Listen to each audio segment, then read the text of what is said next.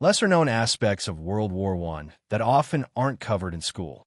World War I, 1914 to 1918, also known as the Great War, is frequently taught in schools as a straightforward conflict triggered by the assassination of Archduke Franz Ferdinand, leading to trench warfare, massive casualties, and the Treaty of Versailles. However, school curricula often simplify or omit the war's complexities, global scope, and long-term ripples that shaped the 20th century. Below, I'll highlight some key facts and events that are rarely emphasized in basic education, drawing from historical analyses. These include overlooked atrocities, non-European fronts, social impacts, and unintended consequences. I've organized them thematically for clarity. 1. Global atrocities and genocides beyond the trenches. School lessons focus on European battlefields, but World War I involved widespread civilian horrors, including genocides that redrew maps and fueled future conflicts. The Armenian Genocide, 1915 to 1917, as the Ottoman Empire, part of the Central Powers, collapsed. Up to 1.5 million Armenian Christians were systematically killed or deported by Ottoman forces.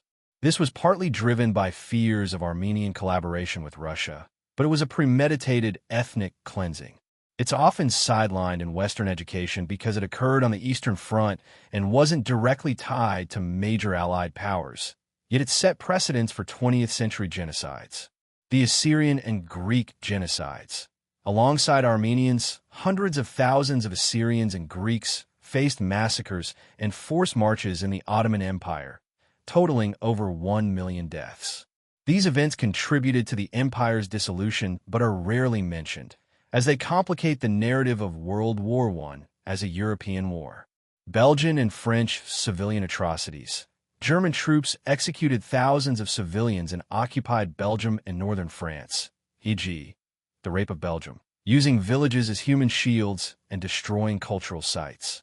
This propaganda-fueled brutality killed 6,000 plus in 1 month alone, but is often reduced to a footnote compared to later World War II horrors.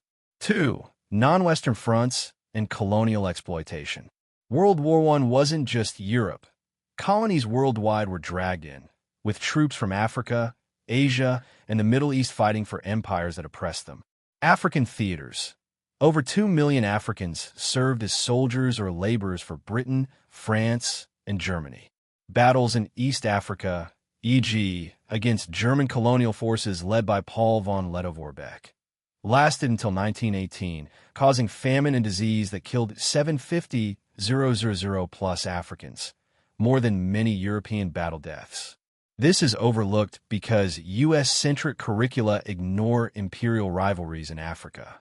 Middle Eastern rebellions and the Arab Revolt, 1916 to 1918, led by figures like T. Lawrence of Arabia. Arab forces fought the Ottomans with British support, promising independence.